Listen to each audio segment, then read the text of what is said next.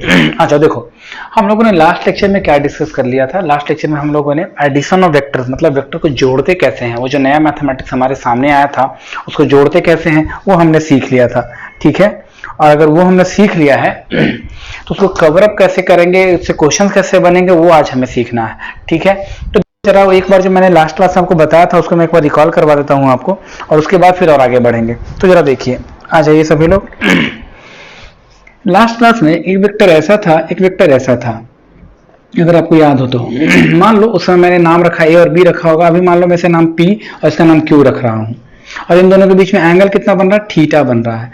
तो निश्चित है इसी के जैसा एक वेक्टर आपने यहां रखा था, और क्यू के जैसा ही, और बिल्कुल पी के जैसा एक वेक्टर ऐसा रखा था, और एक पैरेललोग्राम बन गया था। तो इनका जो रिजल्टेंट था वो बिल्कुल ऐसे, ये जो इनका डायगोनल होता है उनके द्वारा रिजल्टेंट दिया जाता है आर, और आर को हम लिखे थे vector R equal to vector P plus vector Q.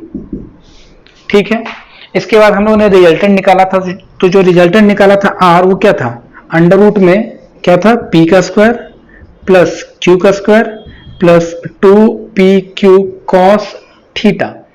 What is theta? Theta is the angle between the vector p and the vector q। ये हमने काम कर लिया था, और ये हमें याद भी होगा, आपको भी याद होगा। ठीक है, चलिए अब इसके आगे हम लोगों ने इस रिजल्टेंट वेक्टर का किसी एक वेक्टर से एंगल फाइंड आउट किया था, जिसे मैंने वहां पे अल्फा बोला होगा। तो मैंने tan अल्फा के लिए, tan अल्फा का भी एक फॉर्मूला आपको बताया था। मैंने क्या बोला था, ट्रिक याद रखिए, जिससे एंगल बनाता है वो नहीं, उसके ऊपर वाला, मतलब उसके साथ क्या था, q sin theta. tan alpha की निकालने की वैल्यू क्या थी, q sin theta divided by p plus q cos theta. ये भी मैंने आपको बोला था कि इसे याद हमेशा रखेंगे, ये बहुत इंपॉर्टेंट पॉइंट है। चलो आज दो तीन पॉइंट जहां पे बच्चे अक्सर गलतियां करते हैं, मैं उसे ओवरकम करना चाहूंगा, उसे बताना चाहूंगा कि वहां पे आप गलतियां ना करें। तो वो क्या है, कुछ खास पॉइंट्स है, जरा उसको भी देखिए। ठीक है, जहां पे बच्चे अक्सर गलतियां करते हैं, याद रखो, जब पैरेललोग्राम मैंने आपको बताना स्टार्ट किया था तो मैंने बोला था कि पैरेललोग्राम की जब भी कहानी कही जाएगी तो हमेशा ऐसी कही जाएगी कि उसमें हर हालात में क्या होना चाहिए, हर हालात में जो दो वेक्टर्स आपस में जुड़ रहे हैं, जिनका रिजल्टेंट हमें निकालना है, तो उन दोनों का टेल आपस में ऐड होना चाहिए। इस बात को भूलना नहीं है। तो जब भी आप पैरेललोग्राम लॉ लगाएंगे तो दोनों का वेक्टर का टेल आपस में जोड़ना चाहिए। अगर तो देखो जरा गलतियां कहां करेंगे, मान लो कि वेक्टर ये है, इसका नाम ए है, और एक वेक्टर हमारा जो है वो बी है, वो वेक्टर ये है, ये वेक्टर मान लो बी है। तो जरा सोचो, ए का हेड और बी का टेल आपस में ऐड हो रहा है, तो क्या ये जो एंगल यहाँ पे थीटा बन रहा है दोनों वेक्टर के बीच में, वो वैलिड है या इनवैलिड है? तो आपको यहाँ बोलना चाहिए जो थीटा है वो इनवैलिड एंगल है, ये लीगल नहीं है, ये इनवैलिड एंगल है। ठीक, अब कौन कौन से एंगल्स हैं जो वैलिड होंगे? तो वैलिड होंगे उसके लिए दो केसेस हो सकते हैं। पहला तो दोनों का क्या होना चाहिए, टेल और टेल या हेड और हेड आपस में जुड़ा हुआ होना चाहिए। जैसे देखो यहाँ पे मैंने दो वेक्टर का हेड जोड़ दिया है, तो ये एंगल थीटा है। सिमिलरली मैं यहाँ पे क्या कर रहा हूँ, दो वेक्टर का टेल जोड़ रहा हूँ, जैसे ये देखो, है ना, ये दो वेक्टर है, एक और दो, एक का नाम रख लो मान लो p वेक्टर और एक का नाम रख लो q वेक्टर, इन दोनों के बीच में एंगल बन रहा है थीटा। तो यहाँ पर थीटा और यहाँ पर थीटा दोनों वैलिड एंगल है। अब कितने बच्चे मुझसे ये पूछ सकते हैं कि सर आपने लेकिन जब इसका फॉर्मूला डिराइव किया था तो जो इक्वेशन में आपने जो सारी चीजें बताई थी वो क्या थी, वो थी इस वेक्टर और इस वेक्टर के बीच में हमेशा टेल टेल का ऐड होना चाहिए। बट अभी तो आप ये भी कह रहे हो कि दो वेक्टर के बीच में अगर हेड हेड भी अगर आपस में ऐड होता दिखेगा, एक जगह पर ही आएगा, तो उन दोनों के बीच का जो एंगल बनेगा उसे थीटा ही बोलेंगे। क्या मेरी बात क्लियर है? तो सोचो जरा, अगर यहां भी थीटा ही बन रहा होता है इस जगह पर, और यहां पे, तो ये भी वैलिड है क्या? तो मैं बोलूंगा बिल्कुल वैलिड है। अब तुम इसको जरा फील करना चाहो तो जरा देखो, इसी फिगर में मैं तुम्हें फील करवाता हूं। यहाँ पे दोनों का टेल ऐड हो रहा है, इस वेक्टर को उठाओ और बिल्कुल पीछे ऐसे लगाओ, ऐसे बिल्कुल, और इस वेक्टर को उठाओ और पीछे रख दो बिल्कुल ऐसे। तो जरा देखो, तो क्या ये वेक्टर p था? हाँ सर था। क्या ये वेक्टर q था? हाँ सर था। स्पेशल ओरिएंटेशन में मैंने चेंज नहीं किया है, मैंने इसे सिंपली पैरेलली शिफ्ट कर दिया है। तो जरा देखो, तो ये एंगल थीटा और ये एंगल थीटा क्या दोनों वर्टिसेस अपोजिट एंगल नहीं है? हाँ बिल्कुल है। तो उस केस में हमेशा याद रखेंगे, जब यहाँ पे क्या हो रहा है, हेड आपस में ऐड हो रहा है, इसलिए थीटा क्या हो जाएगा, वैलिड एंगल होगा, वैलिड एंगल होगा। ये गलती मत करेंगे आप कभी भी कि थीटा थीटा आपस में जुड़ गया तो आप सॉरी दोनों का हेड आपस में जुड़ गया तो आप बोलोगे कि सर ये वैलिड एंगल नहीं है। बिल्कुल वैलिड एंगल है। यहां पर दोनों का टेल टेल आपस में जुड़ रहा है, टेल टेल का कॉम्बिनेशन है, और यहां भी जो थीटा है हमारा, यहां जो थीटा है वो भी वैलिड है, यहां जो थीटा है ये भी वैलिड है। तो ये दो बात आप हमेशा ध्यान रखेंगे। फिर से एक बार, अगर किसी का टेल यहां पे क्या जुड़ रहा है, यहां पे टेल और हेड का कॉम्बिनेशन है, और यहां पर जो थीटा है वो इनवैलिड है। और इनवैलिड क्यों है? इनवैलिड क्यों है? क्योंकि हम लोगों ने बोला था कि सर टेल टेल जुड़ना चाहिए। एक नई बात मैंने और बोली कि अब हेड हेड भी जुड़ना चाहिए। लेकिन अगर टेल और हेड जुड़ता है तो थीटा इनवैलिड है। तो ऐसे कोई क्वेश्चन में, अगर ऐसा कोई क्वेश्चन हमें मिल जाए, है ना, अगर कोई ऐसा क्वेश्चन मुझे मिल जाए जिसमें एक में टेल और एक में हेड जुड़ रहा हो, तो उसमें ये वाला एंगल अगर आपको दिया हो तो इनवैलिड एंगल है। तो बस वैलिड एंगल कैसे बनेगा? तो अगर उसके लिए आपको वैलिड एंगल चाहिए तो जरा दिमाग लगाओ। मैं तुम्हें क्या कह रहा था? मैं ये कह रहा था कि दोनों का टेल जुड़े चाहे हेड जुड़े तो वैलिड एंगल होगा। कुछ मत करो, इस वेक्टर को पैरेलली शिफ्ट कर दो तो ये वेक्टर जो है वो निकल करके यहां तक आ जाएगा और ये वेक्टर ये हो गया। आप जब देखो तो क्या वेक्टर बी और क्या वेक्टर ए दोनों का टेल जुड़ रहा है, ये सर जुड़ रहा है। तो सोचो ये तो एक लीनियर पेयर है, तो ये थीटा है, तो ये क्या हो जाएगा 180 माइनस थीटा। तो जब भी कभी ऐसा मिल जाए कि एक का टेल एक का हेड जुड़े तो आप थीटा नहीं 180 माइनस थीटा जो है वहां पर वैलिड एंगल होगा। मतलब ये जो मैंने लिखा है 180 माइनस थीटा, ये इस केस में वैलिड एंगल होगा। ठीक है, ये एक बहुत अच्छी बात जो मैंने आपको बताई है, ये बिल्कुल आपको समझ में आई होगी, मुझे ऐसा लगता है। तो प्लीज उसको मैसेज में मुझे बताइए कि आया या नहीं आया। फिर से एक बार, दो वेक्टर्स का अगर एक का हेड एक का टेल जोड़ रहा हो तो थीटा जो बन रहा है इन दोनों के बीच में इनवैलिड है।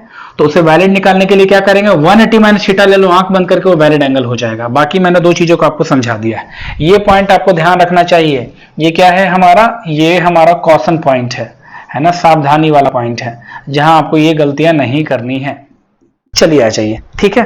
अब आइए अगला जो पॉइंट है, इसमें जो आपको जानना चाहिए वो क्या खास बात है कि जैसे मैंने दो वेक्टर्स को जोड़ा, एक वेक्टर P और दूसरा Q, तो जब भी आप ये दो वेक्टर को जोड़ोगे तो इनका जो रिजल्टेंट है वो इसी प्लेन में होगा। जैसे रिजल्टेंट है ना, इसी बोर्ड के प्लेन में ही है, इस बोर्ड के प्लेन से बाहर नहीं जाएगा।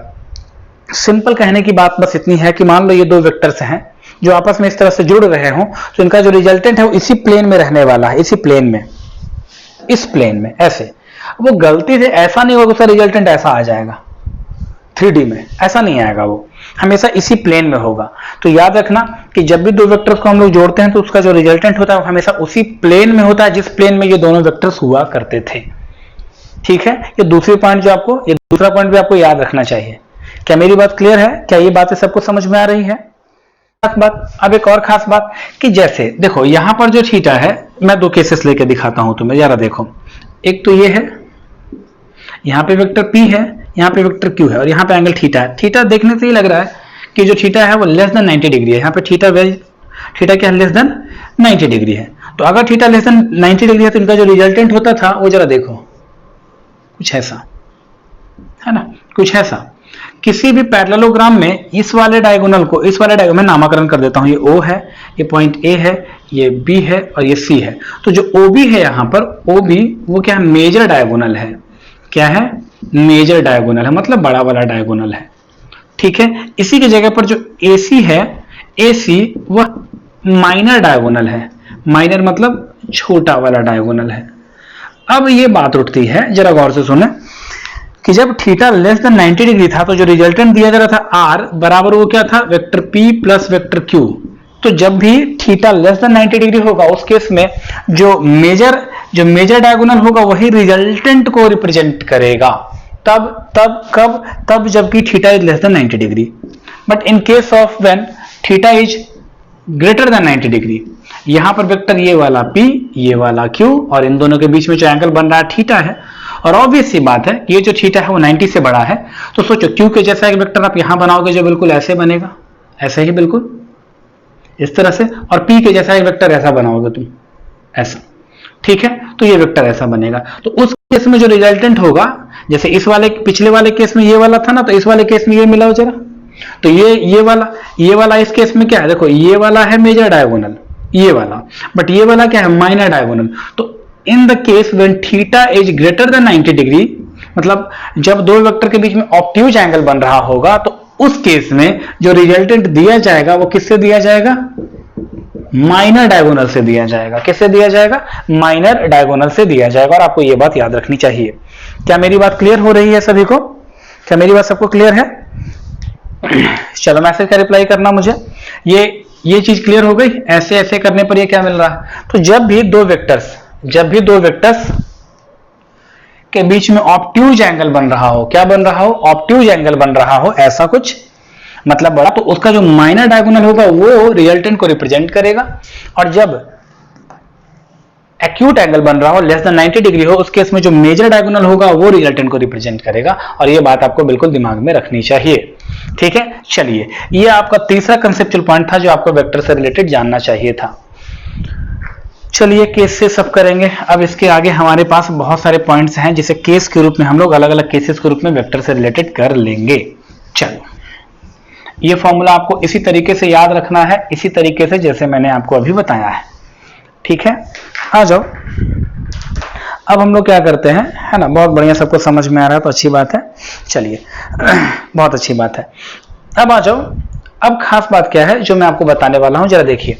ये सारी चीजें हो गई। अब हम लोग क्या करेंगे, अलग अलग थीटा के वैल्यूज के लिए, अलग अलग थीटा के वैल्यूज के लिए और अलग अलग magnitude of P and Q के लिए हम लोग अलग अलग केसेस को डेराइव कर लेंगे और उस केसेस को हमेशा याद रखेंगे। याद रखने से ये होगा कि आपका जो कम टाइम में जल्दी से क्वेश्चंस, यानी जिसको बोलते हैं ना क्वेश्चन सॉल्व करने का जो स्पीड है वो बढ़ जाएगा। तो देखो जरा, केस 1, आप केसेस लिखते चलेंगे इसी हिसाब से, ठीक है। तो केस 1 में क्या मैंने बोला कि when theta equals to 0 degree, theta equals to 0 degree मतलब दो वेक्टर के बीच में जो एंगल होगा वो क्या होगा, 0 डिग्री होना चाहिए। तो थीटा जब 0 होता है तो कैसे वेक्टर्स बोले जाते थे, याद कीजिए, उसे बोलते थे पैरेलल वेक्टर्स। क्या बोलते थे आप? पैरेलल वेक्टर्स, ठीक है।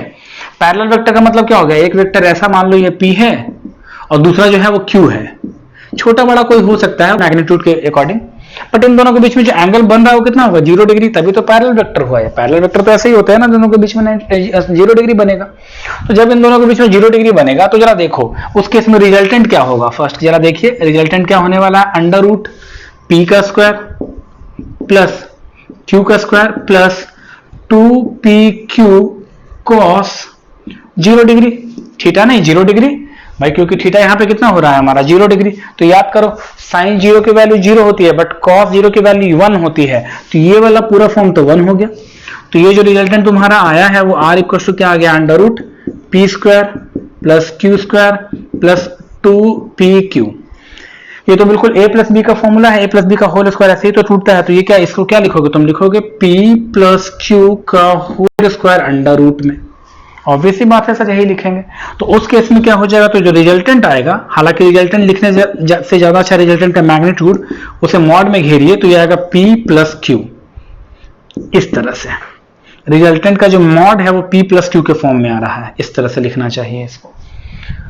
मेरी बात क्लियर है क्या? अच्छा, कितने लोग ये भी कह सकते हैं कि सर आपने यहाँ पे मॉड क्यों लगाया है, थोड़ा सा इसको भी समझ लो। बेसिक मैथमेटिक्स इसमें बहुत ज्यादा जरूरत रखती है, तो ये सब चीजें आपको समझते रहनी चाहिए। चलिए ठीक है, तो देखो जरा इसको समझने का क्या तरीका है, अच्छे से समझेंगे जरा। देखिए, आज जब भी आपको याद होगा, आप क्लास 10 को याद करो, तो जब भी किसी टीचर ने आपको मैथ पढ़ाया हो अगर, तो आप उन्होंने जरूर बताया जब भी यहाँ से स्क्वायर हटता है तो यहाँ प्लस माइनस लग जाता है, ठीक है, प्लस माइनस लग जाता है। तो अंडर रूट में अगर आप यहाँ लिख रहे हो प्लस माइनस, तो मैंने क्या किया, आर का मैग्नीट्यूड लिखा है। मैग्नीट्यूड जो सिर्फ वैल्यू बताता हो, माइनस लग जाएगा तो डायरेक्शन भी बताएगा, बट मैं यहाँ सिर्फ मैग्नीट्यूड की बात कर रहा हूं। तो आपको जो भी डाटा लेना है उसे प्लस होना चाहिए, तो प्लस मॉड से दिया जाता है। किसी भी संख्या में अगर मॉड लग जाती है तो सिर्फ उसका पॉजिटिव वैल्यू ही रिप्रेजेंट किया जाएगा। तो यहां पे मैंने लिखा है R equal to P plus Q. कब, तब जब कि, कब तब जब कि दोनों के बीच में एंगल बनेगा थीटा बराबर 0 डिग्री, जिसे पैरेलल वेक्टर्स कहते हैं। क्लियर हो गई बात, समझ में आया? तो जरा देखो, तो जरा दिमाग लगाओ, इसको थोड़ा फील करो। जब दो वेक्टर्स एक दूसरे के डायरेक्शन में होगा, मतलब कहने का सिंपली, वेक्टर मतलब क्या, फिजिकल क्वांटिटी, और फिजिकल क्वांटिटी क्या, वेक्टोरिकल फिजिकल क्वांटिटी कौन से थे, फोर्स, वेलोसिटी। तो फोर्स, दो फोर्स जब एक ही डायरेक्शन में लगते हैं, जैसे मैंने बोला ये देखो जरा, एक ईंट रखा है और यहाँ पे क्या दो छोटे छोटे बच्चे जो है एक ही दिशाओं में फोर्स लगा रहे हैं। एक लगा रहा है आपका मान लीजिए 7 न्यूटन का और एक लगा रहा है 5 न्यूटन का, दोनों ने इसी डायरेक्शन में लगाया है। तो नेट फोर्स आपस में जुड़ जाता है, ये आता है 12 न्यूटन। बट ध्यान रहे, तुम बोलोगे सर इसमें तो सिंपल हम लोगों ने क्या कर दिया, अलजेब्रा का जोड़ लगाया। बिल्कुल नहीं लगाया अलजेब्रा का जोड़। जरा दिमाग लगाओ, हमारा जो ये वेक्टोरिकल सम है वो कहता है इन दोनों को सिंपल जोड़ दीजिए, तो हम लोगों ने सिंपल इसको जोड़ के 12 न्यूटन का फोर्स, ये सिर्फ एक स्पेशल संयोग है जिसके कारण से हम लोग अलजेब्रा के जैसे इसे जोड़ते हैं, स्पेशल केस के कारण से। बट इधर से जोड़ नहीं रहे, हम जोड़ तो इसे वेक्टोरिकल ही रहे हैं। क्या मेरी बात क्लियर है? तो इस बात का ध्यान रहे कि जब भी कोई वेक्टर पैरेलल वेक्टर हो जाए तो सिंपल आप स्केलर के जैसा उसे जोड़ दे तो भी आपको सेम आंसर मिलने वाला है जो वेक्टर भी जोड़ के देगा। तो ये एक इंपॉर्टेंट पॉइंट थी जो आपको मेंशन कर लेना चाहिए, अपने नोट कॉपी पर लिख लेना चाहिए। चलिए, ये बातें सबको समझ में आ रही हैं क्या? जैसा रिस्पॉन्स हो उस हिसाब से मुझे जरूर बताना, ठीक है। चलो अब मैं इसे मिटा रहा हूं, थोड़ा और आगे बढ़ रहा हूं केस नंबर 2 की ओर। केस नंबर 2 की ओर चलेंगे अब हम लोग।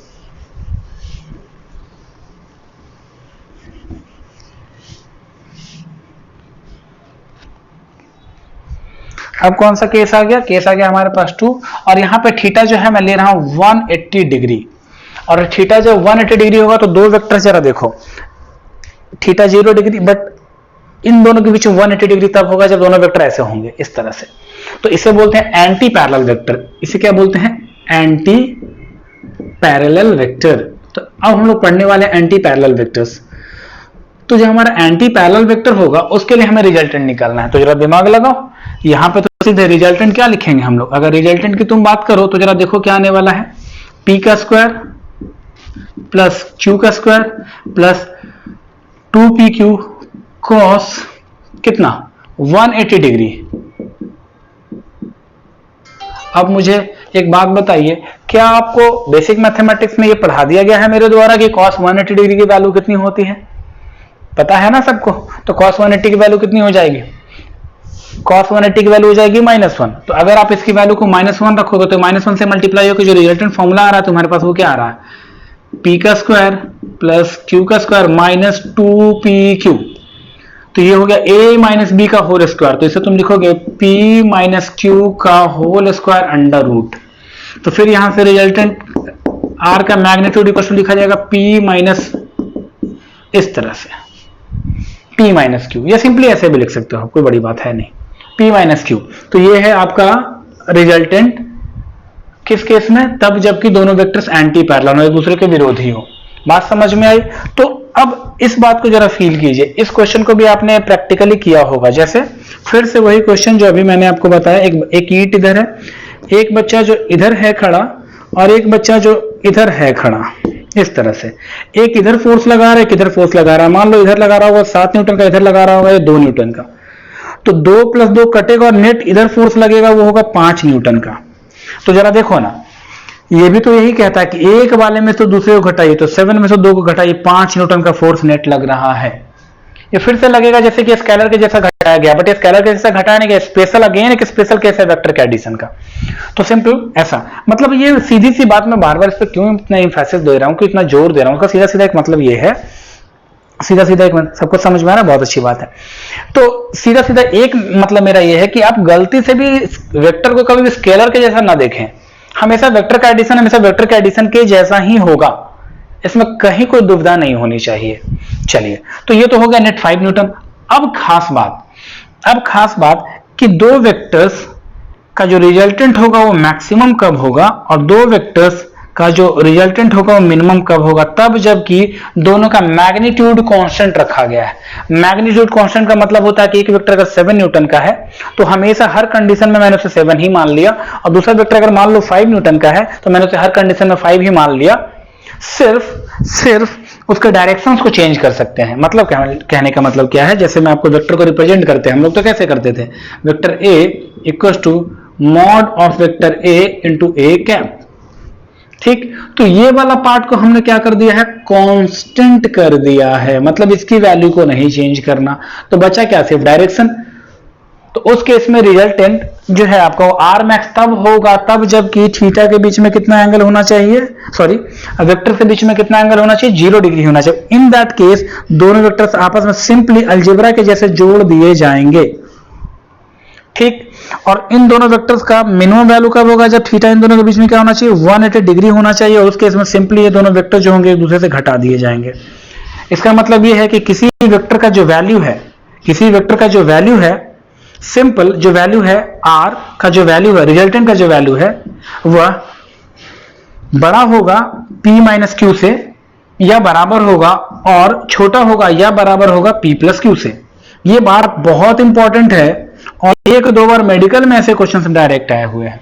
मतलब जो रिजल्टेंट की जो सबसे छोटी वैल्यू होगी वह P माइनस क्यू की होगी और जो रिजल्टेंट की सबसे बड़ी जो वैल्यू हो सकती है वो P प्लस क्यू। मतलब सिंपली दोनों वेक्टर को जोड़ दें तो सबसे बड़ी वैल्यू और सिंपली दो वेक्टर को घटा दें तो सबसे छोटी वैल्यू। इसी के बीच में यहीं से यहीं दो वेक्टर्स का एडिशन का जो रिजल्टेंट का जो वैल्यू है वो यहीं इस लोअर लिमिट से हायर लिमिट के बीच में हमेशा फ्लक्चुएट करता रहेगा। ये बात आपके बिल्कुल समझ में आनी चाहिए और अगर आई है तो मुझे उस तरह का रिस्पॉन्स भी मिलना चाहिए।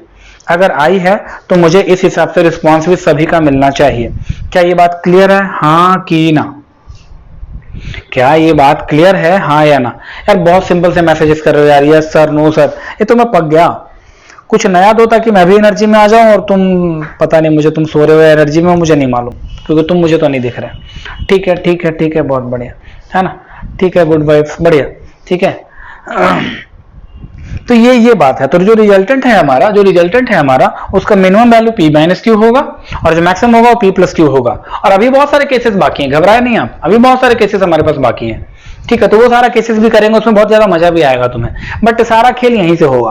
बेसिक फंडा सारा यही है, बट आपको डायरेक्ट रिजल्ट याद भी रखने हैं क्योंकि क्वेश्चन में अगर आप चाहते हो कि जल्दी से स्पीड से उसको सॉल्व कर सके तो आपको रिजल्टेंट्स और अलग अलग केसेस याद रखने तो चाहिए। ठीक है, चलिए, किसी ने बोला झकास, फील्स गुड, साउंड्स गुड। चलो केस नंबर 3 करते हैं। केस नंबर हम लोग क्या करने वाले हैं? 3 करने वाले हैं। आइए, एक्सप्लेनेशन में अगर कोई कमी हो तो मुझे बताना, मैं उसको रिवाइज भी कर दूंगा। लेकिन प्लीज कुछ समझ में ना आया तो चुप मत रह जाना, क्योंकि जो भी बच्चे को समझ में ना आया, मैं फिर से कहता हूं, समझ में आना या नहीं आना अलग चीज है ना। समझ में आना या नहीं आना अलग चीज है, और कोई भी चीज समझ में आना या नहीं आना वो अलग चीज है, और कोई चीज का स्ट्रेंज दिखना, अलग सा दिखना वो अलग चीज है। किसी का कंसेप्चुअल बहुत हार्ड होना अलग चीज है और किसी का कंसेप्चुअल बहुत डिफरेंट दिखना अलग चीज है। कई बार बच्चे मिसकंसेप्शन में रहते हैं, कोई चीज नया सा दिखा तो उससे डर जाते हैं, अरे यार ये तो बहुत अजीब सा दिख रहा है। नहीं, आप उस स्ट्रेंज चीज से नफरत मत करो। हाँ, अगर वो थोड़ा सा टफ है तो फिर बताओ टीचर्स को कि सर देखिए ना सर, ये तो बहुत हार्ड लगा, मुझे समझ में नहीं आया। बट कई बार बच्चे स्ट्रेंज चीजों को, जो नई सी चीज है, उसे एक्सेप्ट नहीं करते और बता देते हैं बहुत हार्ड है। तो लाइफ में आपको एक्सेप्टेंस रखना पड़ेगा क्योंकि अभी आप इवॉल्व होना शुरू हो चुके हो। खैर चलो, तो अब केस नंबर हम लोग ऐसा करते हैं 3 ले लेते हैं। तो चलो, केस नंबर 3 अगर मैंने लिया है तो केस नंबर 3 में जो थीटा है वो 90 डिग्री होगा और ऐसे वेक्टर्स को बोलते हैं ऑर्थोगोनल वेक्टर। Orthogonal vector. अब जरा देखो, या इसे ही कहते हैं परपेंडिकुलर वेक्टर। अब कुछ बच्चे ये भी कह सकते हैं कि सर आपने परपेंडिकुलर वेक्टर में नहीं पढ़ा। नहीं, ऐसे टाइप्स के अलग अलग कंडीशंस के अकॉर्डिंग जो हमारे वेक्टर्स है वो बहुत टाइप्स के हो सकते हैं, कोई मतलब वो वाली बात ही नहीं है, बहुत टाइप्स के हो सकते हैं। तो आपको जरा उतना नहीं सोचना, आपको बस ये सोचना कि जब जिस टाइम पर जो चीज आया उस टाइम पे आपको समझ में आया, हाँ या ना, क्योंकि कोई इसका लिटरल आपका रिटन एग्जाम नहीं होने वाला है इस चीज का। ठीक है, तो मेन सारे की सारी फंडा, सारा का सारा जो चीज है, हमें कंसेप्ट पे सारा काम करना है। और कंसेप्ट बिल्डिंग करने में टीचर का जो बोलते हैं ना प्रेजेंस ऑफ माइंड, और टीचर का जो हार्ड वर्क है वो तुम्हें बिल्कुल इवोल्यूशन के रूप में दिखेगा। जो टीचर रेगुलर इस चीज के लिए आपको स्ट्रेटजी तैयार करते हुए बताएंगे कि ये करो ये करो और ये करो, तो वो फिर निश्चित है कि इवॉल्व हो चुके हैं। तो उसके लिए आपको इसका फायदा बहुत ज्यादा उठाना है। ठीक है, कहने के लिए सभी लोग ये कहेंगे कि मैं IITian बना दूंगा आपको, लेकिन मैं ये कभी नहीं कह सकता। ये मेरे तरफ से सिर्फ 10% होता है और आपके तरफ से ये 100% 90% होता है। तो आपका 90% होना चाहिए, ये बात हमेशा याद रखें। कोई भी टीचर ये कहता मैं पढ़ाऊंगा सिलेबस से बियॉन्ड, मैंने जो पढ़ा दिया इससे ज्यादा एग्जाम में कुछ आएगा नहीं, ये वो लायर है, वो झूठा है। क्योंकि इसमें आपको खुद का भी बहुत हार्ड वर्क करना है और मैं तो करूंगा ही आपके साथ। हाँ, ये जरूर है कि मैं उस ऑप्टिमम लेवल तक जरूर पहुंचा दूंगा कि जिससे आपको हर चीज, नई भी चीज जब आप पढ़ो तो उसको समझ में आए, क्योंकि बैकग्राउंड में कुछ नॉलेज है आपके पास। खैर आइए, तो चलते हैं जरा सा थोड़ा सा आगे। तो हम लोग बात करें theta question 90 degree orthogonal vector है, परपेंडिकुलर वेक्टर जिसे कहते हैं। तो सोचो जरा, अगर मैं बात करूं परपेंडिकुलर वेक्टर्स की तो क्या होगा? Simply theta 90 degree. तो इन दोनों वेक्टर, ये वेक्टर बिल्कुल ऐसे बनेंगे भैया, बिल्कुल ऐसे बनेंगे। ये वेक्टर P बनेगा और ये वेक्टर Q बनेगा। अरे क्लियर है बात? तो सोचो जरा, अब जरा देखो तो यहां पर एंगल बन रहा है 90 डिग्री और फिर सारे केसेस इसी तरह से डिस्कस होंगे और ये होने वाला है कुछ जादू। जरा देखो क्या होने वाला है, जरा देखिए। तो क्या करने वाले हैं हम लोग, फिर से रिजल्टेंट ही लिखने वाले हैं, वो लिखेंगे अंडर रूट पी का square, yes sir, plus Q का square plus 2pq cos 90 degree. What is the value of cos 90 degree? सबको पता है 0 होने वाला है, तो ये 0 तो ये पूरा टर्म हो जाएगा 0, और ये तो रिजल्टेंट जो निकल के आएगा वो आएगा under root P square plus Q square. ये होगा आपका रिजल्टेंट। किस केस में? तब जबकि दो वेक्टर दूसरे पे ऑर्थोगोनल हो या परपेंडिकुलर हो। ठीक है, चलिए अब इसका एक खास केस, अगर सोचो जरा, ये P और Q दोनों का मैग्नीट्यूड आपस में बराबर होता है, तो दो वेक्टर्स का अगर मैग्नीट्यूड बराबर होता है उसे ऐसे ही तो लिखेंगे, let the magnitude of P equals to magnitude of Q in that case. तो जरा देखो, तो चाहे P लिखो चाहे Q लिखो, और मान लो कि मैंने उसे K बोल दिया, लेट सपोज मैंने इसे क्या बोल दिया, K बोल दिया। तो जब आपने इसे K बोल दिया है तो क्या खेल खेला जाएगा, जरा उसको समझो। जब K आपने इसे बोला है तो सोचो जरा, जहां पे भी रिजल्टेंट है R, मैं ऊपर लिखता हूं जरा, मैं यहां लिख रहा हूं, देखो जरा R, तो ये हो जाएगा K का स्क्वायर प्लस K का स्क्वायर मतलब 2K स्क्वायर, और जब आप रिजल्टेंट को बाहर करो तो हो जाएगा रूट 2 टाइम्स ऑफ K। मतलब कहने का सिंपल बस इतना है, और इस बात को लिख लो आप, बहुत जगह काम आएगा, मतलब बहुत जगह काम आएगा। मैं बता रहा हूं आपको, मुझे पूरा सिलेबस सारा का मैं उस हिसाब पे कह रहा हूं, उस बिहाफ पे कह रहा हूं, बहुत काम आएगा। अब इसका मतलब इसे याद कैसे करेंगे? याद ऐसे करेंगे कि अगर दो वेक्टर्स का मैग्नीट्यूड आपस में इक्वल हो, जैसे इन दोनों मार्कर का लेंथ इक्वल है और इन दोनों के बीच में 90 डिग्री बन रहा है, तो इनका जो रिजल्टेंट दिया जाएगा वो किसी भी एक वेक्टर के मैग्नीट्यूड को रूट 2 टाइम्स मल्टीप्लाई करने से मिल जाएगा। बात नहीं आई समझ में? क्या मेरी बात समझ में आई है? फिर से कह रहा हूं, जरा सुने। दो वेक्टर्स का मैग्नीट्यूड जब आपस में बराबर हो और वो एक दूसरे पे ऑर्थोगोनल हो या 90 डिग्री बना रहे हो, तो इनका जो रिजल्टेंट होगा वो किसी भी एक वेक्टर के मैग्नीट्यूड को रूट 2 से मल्टीप्लाई कर दो तो उसका आंसर दे जाएगा। कोई दिक्कत, कोई कंफ्यूजन?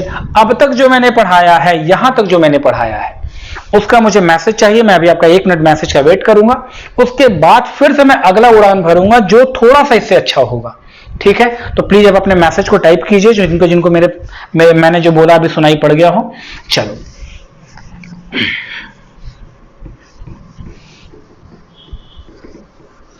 इनका पूरा नोट्स आपके कॉपी में होना तो चाहिए। चलो, अब मैं आपके मैसेजेस का वेट कर रहा हूं। ठीक है, एकदम कट्टू। अच्छा, ठीक है।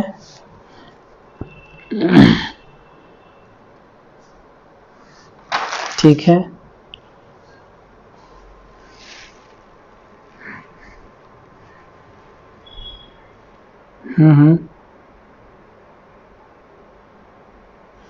चलो ठीक है, बहुत बढ़िया। चलो, तो अब अगला जो पार्ट है हमारा वो क्या करने वाले हैं, जरा उसको समझिए, और उसको समझने से कोई चीज को जरा जोड़ करके देखिएगा। ठीक है, वो क्या है जरा उसको समझो। केस नंबर कौन सा हो जाएगा? 4 हो जाएगा। तो चलो केस नंबर 4 की बात कर लेते हैं अब हम लोग। केस नंबर 4 क्या है? ये भी बहुत इंपॉर्टेंट पार्ट है। जैसे whatever be the value of the magnitude of the vectors, कुछ भी हो, तो दोनों वेक्टर्स आपस में जब इक्वल हो जाए, when केस 4 में when magnitude of P equals to magnitude of Q और equals to K, let मैंने मान लिया, ठीक, this and this। अभी ये केस मैंने जस्ट किया है, लेकिन ये उससे थोड़ा और आगे तक जाएगा, जरा देखेंगे कैसे। तो देखो जरा, ठीक, तो उस केस में इनका रिजल्टेंट कैसे निकाला जाएगा? डायरेक्ट रखो value R equal to under root K का स्क्वायर प्लस K का square plus 2K square cos theta. सही है ना?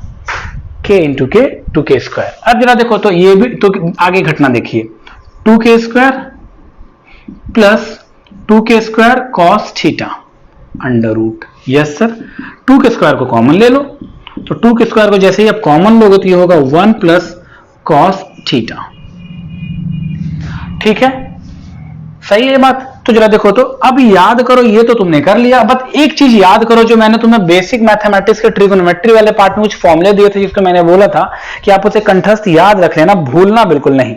और अगर तुम भूले नहीं हो, ठीक है, नहीं मैंने सबके मैसेजेस देख लिए, तो अगर तुम भूले नहीं हो, तो अगर तुमने भूला कोई चीज नहीं है तो तुम्हें याद होना चाहिए। फॉर्मूला था हमारे पास cos 2 थीटा, वो था 2 cos स्क्वायर थीटा माइनस 1, या इसे ही बोला था 1 माइनस 2 साइन स्क्वायर थीटा, या इसे ही बोला था cos square theta minus sine square theta. तो फिलहाल मुझे इस फॉर्मूले का काम है। cos 2 थीटा, यहां 2 है तो यहां थीटा का आधा है, जरा देखो यहां 2 है तो यहां आधा है, तो अगर मैं बोल रहा हूं cos थीटा तो ये हो जाएगा 2 cos square theta by 2 minus 1। यहां 2 था तो यहां सिर्फ थीटा था, ये स्क्वायर है भैया, ये स्क्वायर है, इस तरह से यहां भी ये स्क्वायर है, तो यहां 2 है तो यहां थीटा है, तो यहां पे थीटा तो यहां थीटा बाई 2 माइनस 1। क्या ये समझ में आ रहा है? क्या ये समझ में आ रहा है मेरी बात? ठीक है, चलो, तो ये बात हमने कर ली। तो अगर ये लिखा है हमने, तो क्यों ना मैं ऐसा करूं कि ये वाला वैल्यू मैं यहां पुट कर दूं, मैं कर सकता हूं। तो जरा देखो, तो मैं क्या कर रहा हूं, मैं लिख रहा हूं 2k square 1 plus cos theta, 2 cos square theta, 2 cos square theta by 2 minus 1, minus 1 plus 1 निकल लिया, 2 से 2 4 k स्क्वायर, जरा देखें 4 2 into 2 4 k square cos square theta by 2 under root, निकालो जरा बाहर इसे, तो जब इसे बाहर निकालो तो आने वाला है 2k cos theta by 2। Done. क्या मेरी बात क्लियर हो गई है? क्या मेरी बात आपको समझ में आई है? तो अब ये क्या हुआ, ये खास बात, और इसे याद कैसे करेंगे, ये खास बात। क्या कहा मैंने ये कहा what ever with the angle between the two vectors, if their magnitude is equal to each other, then the resultant is equals to 2 times of one vector, magnitude of one vector into cos theta by 2. What is the value of, what is theta? Theta is the angle between the two vectors.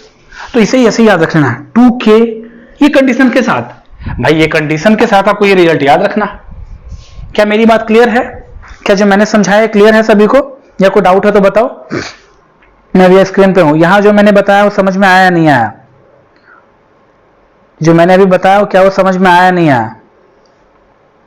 चलो ठीक है, अब आइए, तो ये तो हमने क्या कर लिया, मैग्नीट्यूड निकाल लिया। तो अब यहां पर ये हमने मैग्नीट्यूड निकाला है, इसमें हमें कोई डाउट नहीं, कोई दिक्कत नहीं, बिल्कुल समझ रहे हैं इस बात को। लेकिन अब हम क्या चाहेंगे कि जो रिजल्टेंट है, इस केस में हमें रिजल्टेंट का भी पता होना चाहिए। तो जो रिजल्टेंट का जो एंगल है वह कितना आएगा, मतलब what is the value of alpha, ये भी हमें फाइंड आउट करना है। तो ऐसे तो थोड़ा प्रैक्टिकल समझो जरा।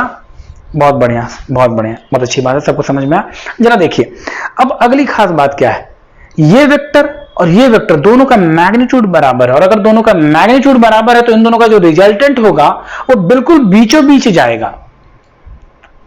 नहीं आया, अच्छा कोई बात नहीं। अच्छा एक बात बताओ, ये पैरेललोग्राम है बेटा, यहां पर P और Q का लेंथ बराबर नहीं है, बट गौर से सुनो जरा, अगर मैंने ये कहा है, बिल्कुल फील कीजिए, अगर मैंने ये कहा है कि ये P है, ये Q है, और magnitude of P equals to बेटा मैग्नीट्यूड ऑफ Q, तो ये और ये तो इसी के जैसा Q बनाओगे? यस सर बनाएंगे। और इसी के जैसा P बनाओगे? यस सर बनाएंगे। तो एक बात तो मुझे बताओ कि जो ये बना है, अब वो पैरेललोग्राम का एक स्पेशल केस है जिसे रोम्बस कहते हो तुम, और रोम्बस का जो डायगोनल होता है वो बिल्कुल अगर मान लो यहाँ पे थीटा बन रहा था, मान लो 60 डिग्री, तो ये होगा 30 डिग्री और ये भी होगा 30 डिग्री, क्योंकि जो रोम्बस का डायगोनल है वो दो कॉन्सिक्यूटिव साइड्स के बीच में बनने वाला एंगल को बाइफरकेट कर देता है, दो बराबर भागों में बांट देता है। तो यहाँ पे तुमने जो काम किया है जरा उसको, ये तो ज्योमेट्रिकल सॉल्यूशन हो गया, अभी हम लोग प्रैक्टिकल सॉल्यूशन भी करेंगे, न्यूमेरिकल सॉल्यूशन भी करेंगे इसका। तो इसका मतलब ये है कि सर जो यहां पर tan अल्फा आने वाला है वो थीटा बाई 2 आने वाला है। दिस इज अल्फा ना बेटा, दिस इज अल्फा ना, दिस इज अल्फा, तो this is alpha is what, theta by 2, that belongs to 30 degree.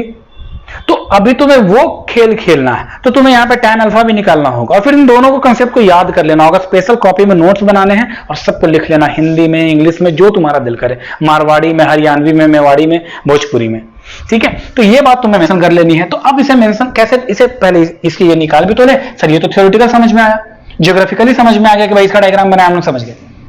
Sorry geometrical समझ में आया। तो अब इसे भी निकाल ले। तो जरा देखो, उसे निकालने के लिए क्या करोगे तुम, tan alpha equal to what, q sin theta. Okay, q sin theta, but q क्या है, k है, तो क्यों ना मैं यहां डायरेक्ट लिखूं पहले से ही k sin theta divided by k plus k cos theta. No doubt sir, बिल्कुल सही, चकाचक दिमाग में जा रहा है, अच्छी बात। जरा देखो तो क्या k पूरे में कॉमन है तो निकल लेगा, अरे भाई k कॉमन है ना, नहीं ऊपर नीचे पूरे में, निकल लिया। ये साइन थीटा, अब बचा क्या, sine theta by 1 plus cos theta. ठीक ठीक, तो जरा देखो साइन थीटा, याद कीजिए फिर से फॉर्मूला, तुम याद भी तो करते नहीं, साइन 2 थीटा का फॉर्मूला था, साइन 2 थीटा का फॉर्मूला था 2 sine theta into cos theta. 2 theta का था, यहां 2 है तो यहां थीटा है, यहां थीटा है, तो सोचो जाए अगर यहां थीटा हो जाए तो यहां थीटा बाई 2 और यहां थीटा बाई 2 हो जाएगा। याद करवाया था मैंने। चलो, तो अब जरा देखो तो ये साइन थीटा ये कैसे लिखा जाएगा, ये लिखा जाएगा 2 sine theta by 2 into cos theta by 2। जिन लोगों को ये सब नहीं पता वो बेसिक मैथमेटिक्स का यूट्यूब पे अपलोडेड वीडियो जरूर से देख लेंगे। अगर तुम लोग गलती से अगर किसी ने ये सोच लिया अरे यार वो तो सर बताते चलेंगे, मैं बार बार कह रहा हूं थ्योरेटिकल तो सारे पोर्शन में बताते चला जाऊंगा, बट न्यूमेरिकल्स में भी इनका यूज जबरदस्त होता है। तो बिना बेसिक फाउंडेशन के बेसिक प्लेंथ के तुम्हारा फिजिक्स अच्छा नहीं हो सकता। और खास करके फिजिक्स एक ऐसा मकान है जिसमें जमीन के नीचे का जो प्लिंथ है, पिलर है, उतना ही बड़ा होना चाहिए जितना कि ऊपर है। जितना नीचे लंबा खोदोगे उतना ही ज्यादा ऊपर मकान बनाओगे फिजिक्स के कंसेप्ट का। खैर चलो आ जाओ, अब 1 प्लस कॉस थीटा, तो 1 plus cos theta, 1 plus cos theta, 1 से 1 कट गया और ये लिखा गया डायरेक्ट, तो मैं डायरेक्ट लिख रहा हूं, मैंने यूज किया इसलिए 2 कॉस स्क्वायर थीटा बाई 2। ठीक है सर, 2 से 2 निकल लिया, cos थीटा बाई 2 से एक स्क्वायर भी कट गया, ये आया कितना, यहाँ पे क्या था बेटा जरा देखो tan अल्फा, और ये आया sin theta by cos theta, ये हो जाएगा tan थीटा बाई 2। अरे भाई थीटा बाई 2, तो tan से tan, तो यहाँ से अल्फा बराबर कितना गया बेटा, थीटा बाई 2। क्या मैं तुम्हें यही तो समझा रहा था, ठीक, अल्फा बराबर कितना आ गया, थीटा बाई 2। मुझे लग रहा है कि यहाँ तक आपको दिख रहा होगा, यहां तक दिख रहा होगा, मुझे ऐसा लग रहा है। तो अल्फा बराबर कितना आ गया, थीटा बाई 2। क्या ये फील आया है या नहीं आया है, थ्योरेटिकल भी और यहाँ पे न्यूमेरिकली भी सॉल्व किया मैंने, कितना कितना समझ में आया, कितना कितने को नहीं समझ में आया, जल्दी बताओ, इस चीज का रिप्लाई मुझे चाहिए, जल्दी बताओ।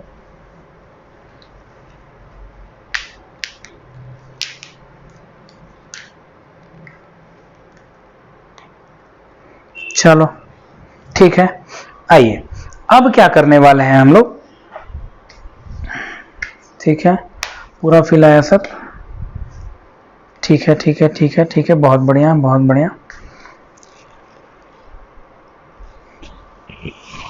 चलो बहुत अच्छी बात है, आप समझ पा रहे हो तो बहुत अच्छी बात है ना। चलिए अब आ जाइए, अब थोड़ा सा हम लोग पीछे की ओर चलते हैं। क्या अंकिता को समझ में नहीं आई बात, है ना, सोते रहने से दिमाग सो जाता है बेटा, स्टडी करते रहना पड़ेगा, आपको बुकलेट्स मिले हैं उसको पढ़ते रहना पड़ेगा, ठीक है। हाँ हाँ चलो ठीक है, अच्छी बात है, आ जाइए, बहुत बढ़िया।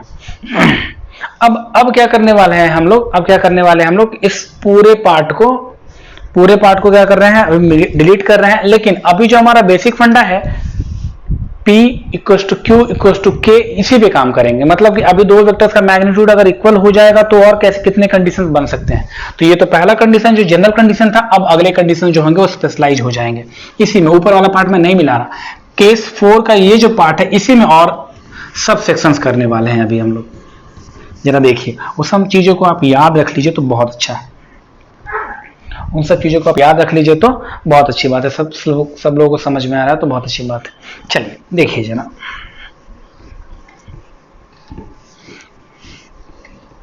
आज आपको होमवर्क भी मिल जाएगा व्हाट्सएप के आपका एजुकेशनल ग्रुप पे। चलो, तो अभी भी केस 4 का कंडीशन यही है, केस 4 का कंडीशन यही है, when vector P equal to vector Q equal to K, और ये वही है, यही बना हुआ है, ठीक है, ये वही बना हुआ है। चलो बहुत बढ़िया।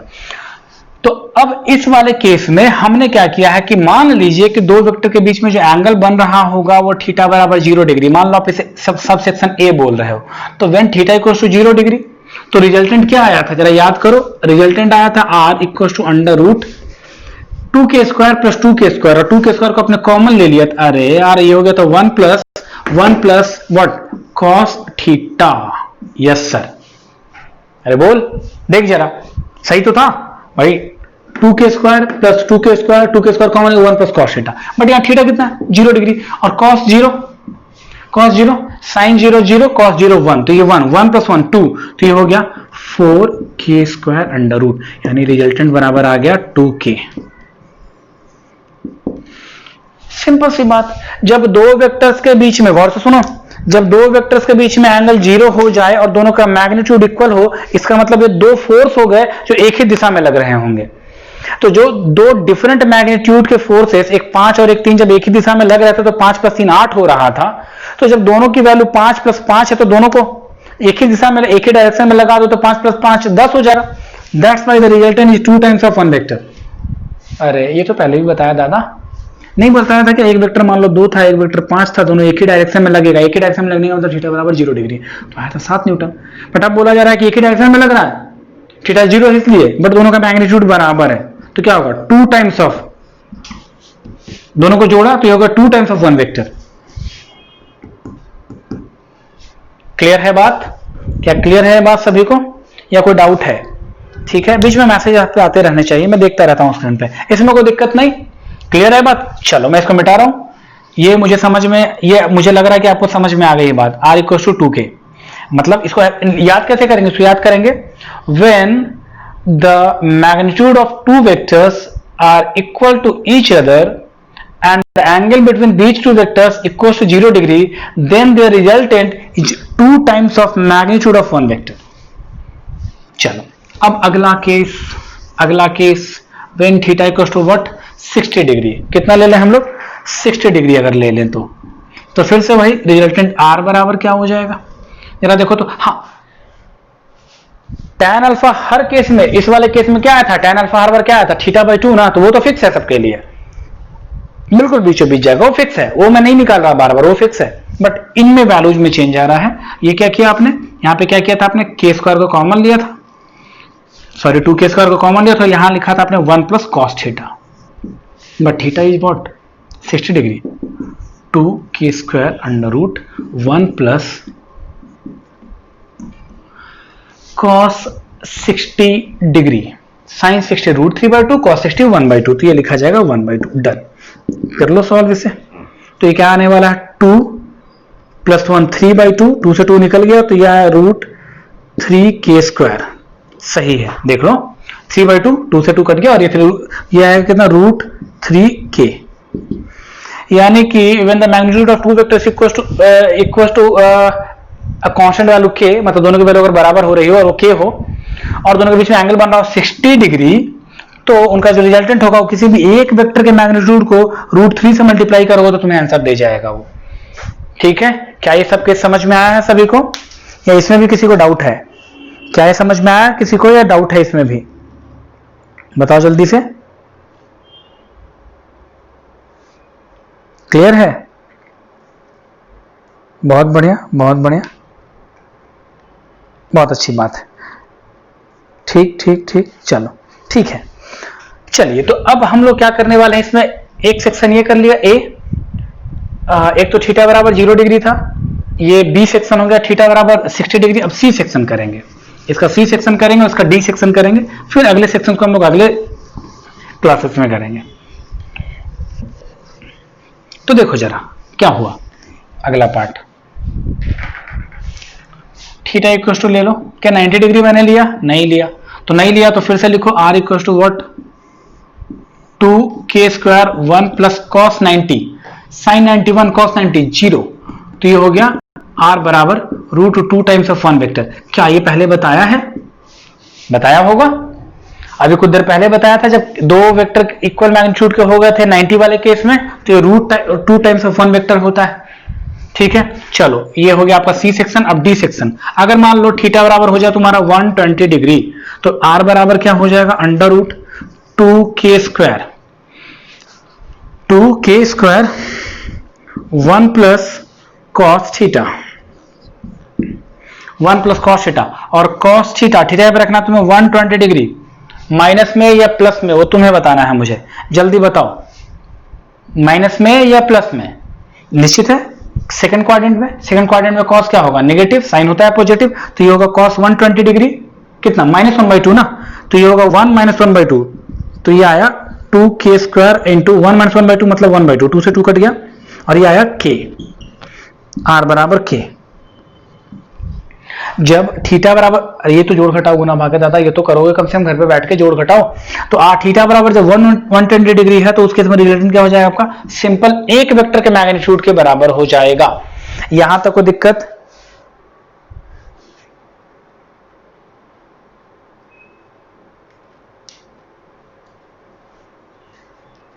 आयुष का एक क्वेश्चन है, सर पार्ट्स में हम लोग फाइनल रिजल्ट पे काम नहीं कर रहे हैं,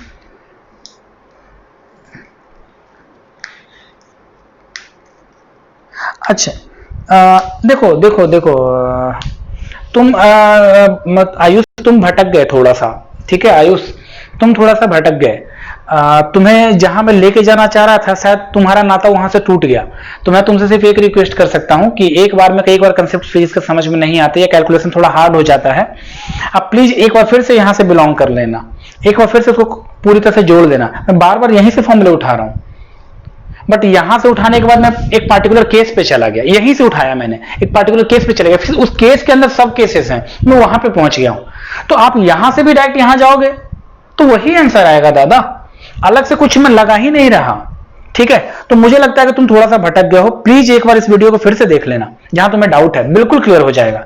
ऐसा तुम्हारे मैसेज के लिए थैंक्स कि तुमने जो फील किया वो मुझे बताया, ठीक है, लेकिन मैं ये कहूंगा कि तुम रास्ते को छोड़ गए या भूल गए तुम रास्ते को, फिर से वहीं बिलोंग करो, वहां से मैंने इसको डिड्यूस किया एक पर्टिकुलर फॉर्मूले को, फिर मैंने उसको सबसेक्शंस लिए हैं, तो मुझे लगता है कि एक बार आपको देखना चाहिए इसको, है ना, प्लीज देख लेना, ठीक है, प्लीज इसको एक बार देख लेना,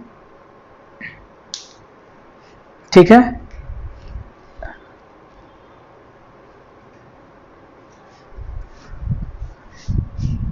हाँ यहाँ पे अरे गुड़िया, ये कॉस थीटा इसकी वैल्यू -1/2 होती है, तो 1 - 1/2 जब लिखोगे तो ये 1/2 आएगा ना, अब क्या जोड़ घटाओ गुना भाग में बताऊंगा, ये 1/2 माइनस में ही होगा, तो 1 - 1/2 तो 1/2 होगा, ऐसे मैंने डायरेक्ट लिखा,